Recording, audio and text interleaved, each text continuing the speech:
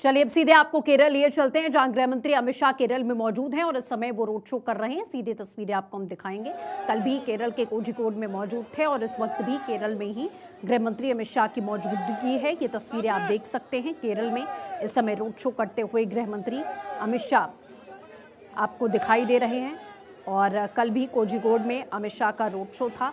केरल में विधानसभा के चुनाव होने हैं, जिसे लेकर बीजेपी के तमाम जो स्टार प्रचारक हैं वो इस समय पहुंचे हुए हैं और कल भी केरल में गृह मंत्री अमित शाह मौजूद रहे। 9 अप्रैल को यहां पर चुनाव होना है, जिसके लिए चुनाव प्रचार तेज हो चुका है। गृह मंत्री अमित शाह ने एक जनसभा को भी कल संबोधित किया और साफ कहा था कि ये चुनाव केवल सरकार बदलने का नहीं है, बल्कि राज्य के भविष्य को सुधारने के लिए बेहद महत्वपूर्ण है।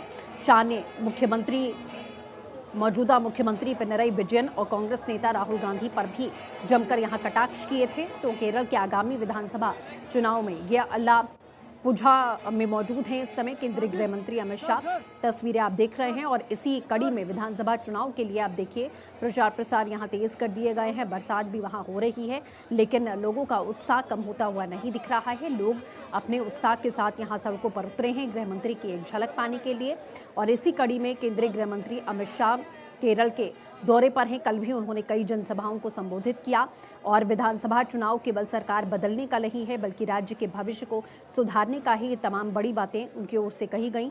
जनसभा को संबोधित करते हुए कल भी गृह मंत्री ने कहा कि 2014 के लोकसभा चुनावों के बाद में केरल में राष्ट्रीय जनतांत्रिक गठबंधन यानी कि एनडीए का वोट शेयर बढ़ा है।